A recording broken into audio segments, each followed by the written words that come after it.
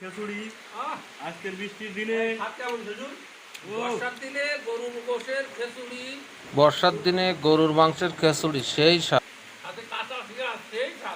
এই ক্লাস কিন্তু ভালো এই ক্লাস বাবা ধারণা ছিল না যে আমাদের এই বর্ষার দিনে এই গরুর বইটা খিচুড়ি পাক করে আমাদের তুমি খাওয়াবে।